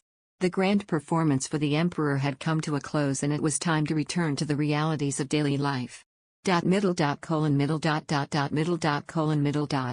With the bustling clubhouse now hushed, Bastian stepped out into the brilliant afternoon sun, surrounded by his uniformed colleagues. Lucas, ever observant, made idle conversation, bringing up the name of Sandrine. "If only we'd known, we could have brought her along to the party," he said with a hint of regret. Bastian merely smiled, not feeling the need to respond. The news of Lady Odette's sudden departure had already circulated among the guests, leaving Bastian with a sense of uncharacteristic emptiness. Though he couldn't quite put his finger on why, he couldn't shake the feeling that something was amiss. The thought passed quickly though, as he reminded himself that they had only met 5 times. Could it be that the fabled ribbon of the beguiling princess lies cast aside in that puddle of mire? Eric Faber's voice boomed as he led the way. Bastian's forehead creased as he couldn't help but cast a glance at the ribbon. There, at his feet, lay Odette's ribbon, sullied by the mud. "What happened? Did you cast it aside, my friend?" Eric asked, his tone full of disbelief. "Do you think perhaps she caught sight of it and fled, heartbroken?" Another officer chimed in. "Imagine if she's come to her senses and fled this charade," one officer exclaimed. But Lucas von Naval was not among those who shared the same sentiment. His gaze grew uneasy as he fixed it on the discarded ribbon. "Bastian, this could mean." Bastian averted his sight and didn't respond. Odette fled as if fleeing earlier while Sandrine spent some time in the waiting area. And the ribbon, which was discarded as a show for everyone to witness. When everything was put together, there seemed to be only one conclusion. Bastian chuckled, his amusement mixed with a hint of determination. "I'll do anything to keep what's mine." A belief that he held close to his heart, one that was deserving of being held in high esteem, not cast aside in the guise of false nobility. "Just to be clear, Sandrine would never do that, Bastian." Lucas, clearly taken aback, attempted to defend his cousin. The exclamation caused the other officers nearby to gasp in shock. Undeterred, Bastian approached the muddy puddle and reached down to retrieve the ribbon, his actions leaving Lucas bewildered. "Have you lost your mind?" Lucas asked, incredulous. "What's going on? The legendary Clauswitz meets a siren's allure?" spoke an officer with a hint of amusement. "Wake up, my friend, the dangers of a sea witch's seduction are not to be taken lightly," warned another. But Bastian remained unperturbed, his calm demeanor only slightly interrupted by the gentle lowering of his eyebrows. With grace, he retrieved the soiled ribbon, a symbol of ownership. "She's mine," he declared with unwavering conviction. Whatever the case may be. No matter how he felt about it. In either case, as of just now, it was his to safeguard as it fell under his purview. Bastian moved swiftly across the garden. His fingertips left smudges of murky water along the path. The clubhouse's garden was peaceful once again as the loud officers left. The waves on the puddle's surface where the ribbon had vanished had quieted, as if nothing had happened at all. Middle. It was as if the stars had aligned, and fate had brought them together once more. A gentle breath escaped Franz as he observed the structure across the street, nestled in the embrace of the alley's shadows. The reunion was a chance encounter, beyond explanation. Soon after, a light appeared in the window at the opposite end of the top floor. The residence appeared to be the woman's. He passed Odette on the way back after dropping off his fiancée. As luck would have it, Odette was there when he tilted his head along the breeze since he was feeling stuffy and had dropped the car window, allowing a lovely breeze to enter. With a heavy heart, Franz watched as Odette walked the lonely streets of Privé Boulevard. He was filled with a confusing mix of emotions, a mixture of anger and sadness that he could not quite explain. He wondered why she was wandering alone instead of celebrating with Bastian. The urge to uncover the source of these emotions was too strong to ignore, and without a second thought, he stepped out of the car, determined to uncover the truth. Franz walked with a pounding heart, trailing behind the woman he had come to recognize as Odette. Despite his tumultuous emotions, he remained calm, keeping his distance from her. He couldn't help but think about the marriage proposal arranged by the Emperor for Bastian. His parents saw it as a fantastic opportunity for their son, a chance to find a wife who could be a dependable support. They didn't seem to consider the fate of the poor woman who would be thrown to the beast. Franz's thoughts were interrupted as he saw the silhouette of the slender woman reflected in the glass window through which the light streamed in. He couldn't help but hold his breath, marveling at her beauty. But then, the reality of the situation struck him and he let out a sigh, unsure of what the future held for Odette. Despite his eagerness, his hopes were dashed as Odette never parted the curtains of her window. Franz was left disappointed, longing for just a glimpse of her. He tossed the ribbon. Ella giddily spoke with gleeful eyes, as if the act was just a mere prelude to a much grander performance by Odette. And indeed, Ella's light-hearted nature was simply a reflection of who she was. However, the rest of the crowd that had gathered held nothing but disdain and animosity towards Odette, including Bastian, who had been unwillingly betrothed to her by the Emperor's arrangement. As he stood in the shadowed alley, Franz couldn't help but imagine Odette as his own. If only Odette were mine. He gazed longingly at her window, envisioning a life filled with love and happiness. The twilight deepened into night, and the stars came out to twinkle in the sky. But just as the clear spring evening reached its peak, the curtains closed and Franz knew it was time to leave his reverie behind. Franz realized that he was in deep trouble as he thought of his mother's impending fury. Having sent his fiancée back early and disappearing without a trace, abandoning his car and driver, he knew he wouldn't get away easily. He strutted through the outskirts of town, trying to come up with a believable excuse. The sight of Odette's illusion dissipating was soul-crushing, as it was hard to fathom such a gorgeous woman living in such a desolate place. He knew Bastian Clauswitz would never marry her. Bastian Clauswitz would never marry Odette. He thought to himself. But as he crossed the Prater River Bridge, he was overcome with the thrill of what once seemed impossible. He envisioned Odette in a brilliant light, shining brightly in the darkness. This was a euphoric dream that he never wanted to wake up from. Bastian. Chapter 20, Uninvited Guest. The enormous palace's halls were shaken by a sound that echoed the groan of a tortured creature. Everyone, even the palace, was shocked to learn that the imperial princess was the source of the heartbreaking sob. "Your Highness, stop crying." "Yes?" The gentle touch of the nanny's hand, softly wiping away the tears from the princess's face, brought a moment of calm. But it was only a momentary respite, as the sobs soon started again. A cousin who had come to the summer palace to comfort the grieving princess, spoke of the polo match being held in the capital, held by the officers. Though they quickly realized their mistake and changed the topic, the words were already out in the open, spreading like spilt water. "Oh dear Nanny, I implore you to grant me this one request. Just this once, can you not turn a blind eye to me sending this letter?" With tear-stained eyes, Isabel made her plea, her voice wavering with desperation. "Your Highness, do not forget the warning of Her Majesty. If you insist on carrying out this act, I shall be unable to remain in your service." The nanny gently reminded her, with a touch of sadness in her voice. Isabel's eyes gazed out the window, toward the endless sea, as fresh tears streamed down her face. "Why must you all be so cruel? I simply wish to hear Bastian's reply," she whispered, her heart aching with the weight of longing and sorrow. She felt as though she was shattered, broken into a million pieces, with no hope of ever putting herself back together. For everything she held dear now belonged solely to him. For Isabel, this grand abode, though magnificent, was not but a cage, binding her within its gilded borders and restricting her every freedom, including our very words as they travel beyond its walls. Such strict measures, however, were deemed necessary by her parents in the aftermath of the tumultuous events at the ball. "Your Highness, I fear Captain Clauswitz's response left no room for doubt," the nanny spoke with a soft yet unwavering tone. "But, Nanny, I swear I saw a flicker of shock in Bastian's eyes, matching my own," Isabel protested, her head shaking with disbelief. As the years went by, the recollection of that fateful day grew ever more vivid in Isabel's mind. She could still feel Bastian's eyes upon her, the warmth of his touch, and every quiver that ran through her fingers as if it had just happened yesterday. They needed to find a moment of privacy to share their deepest emotions, free from any prying eyes.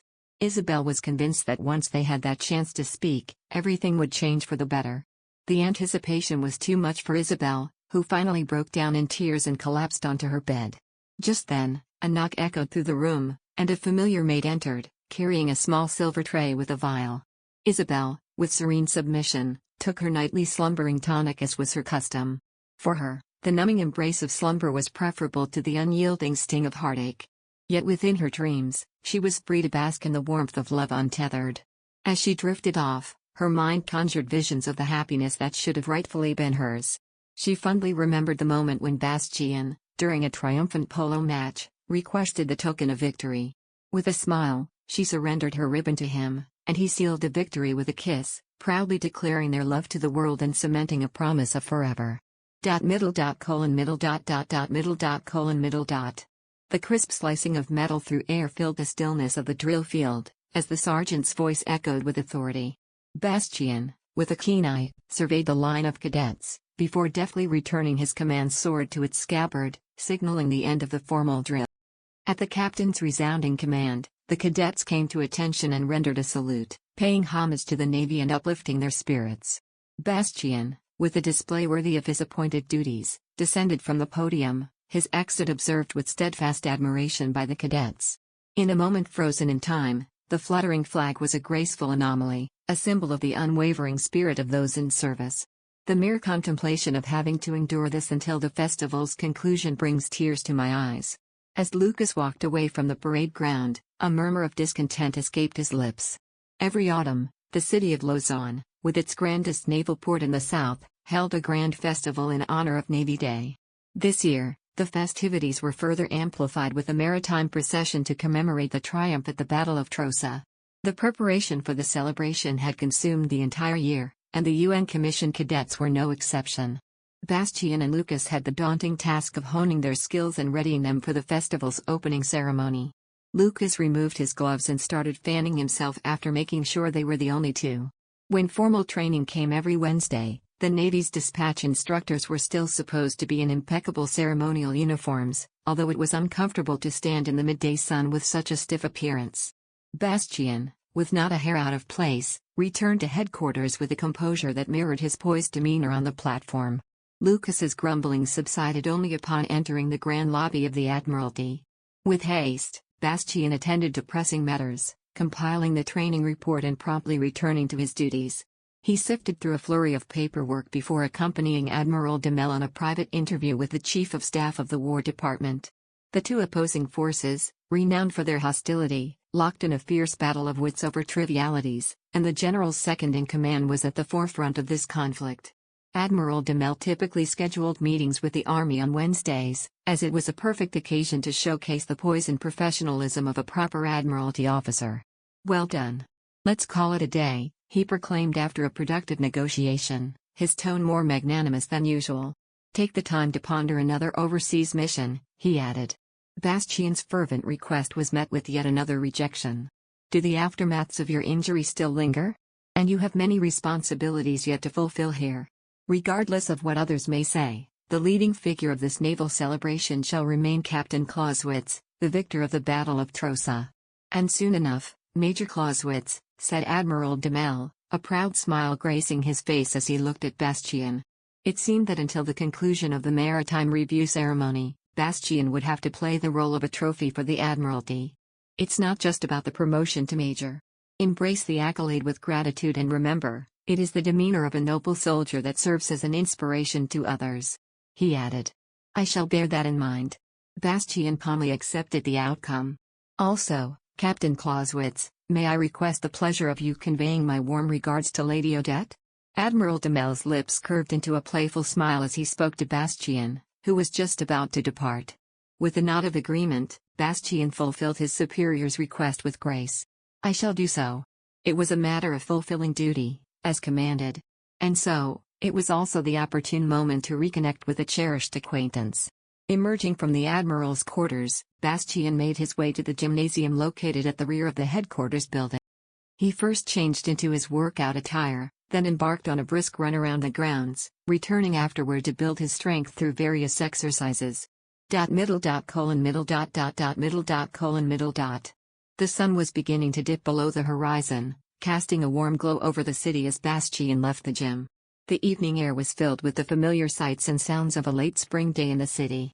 As he drove through the bustling city center, with its towering department stores and fancy shopping districts, Bastian's thoughts turned to a woman he knew, Odette.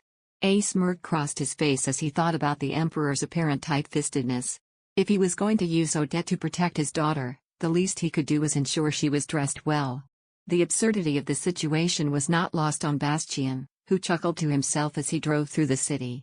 As Bastian navigated his vehicle down Parade Boulevard, he was consumed by thoughts of a woman who, although always impeccably packaged, was often seen in attire borrowed from others. It seemed unjust that she should bear the label of a beggar princess. He made a mental note to make efforts in elevating her appearance, to bring her out of such a lowly reputation. As he approached the townhouse, a serene world awash in a rosy glow, he was greeted by an unexpected scene. A mature gentleman was engaged in a heated argument with the mansion's servants at the gate. As Bastian's car approached, the man's face lit up with excitement, and he eagerly extricated himself from the grip of the servants who were restraining him. "Greetings, Captain Clauswitz." The man approached with a warm smile, hat in hand. But when Bastian remained silent, he appeared crestfallen. "Surely you remember me? It was the gambler of the night, the father of Lady Odette, Duke Diessen. How dare you snub me?" Duke Diessen's rage-filled voice shattered the peaceful serenity of the garden. "It's a relief that I don't have to clarify," Bastian said with a joyful grin, causing Duke Diessen's face to flush a deep red, unable to conceal his feelings even if his life depended on it. The outcome of his crushing defeat at the gambling table was inevitable. "Please be concise, Your Grace," Bastian said, striking a match and lighting a cigarette with practiced ease. The smoke curled upwards, swirling gently in the soft breeze that rustled through the garden's delicate leaves. Duke Diessen cast a wary eye around, weighed down by the gravity of his thoughts. Bastian's impatience was palpable, adding a measure of callousness to the already rude gesture of smoking in the Duke's presence. "My daughter is not meant to be in the hands of someone like you," Duke Diessen stated with unwavering resolve, concealing his nervous hands under the table. He aimed to convey his staunch objection before entering into any negotiations.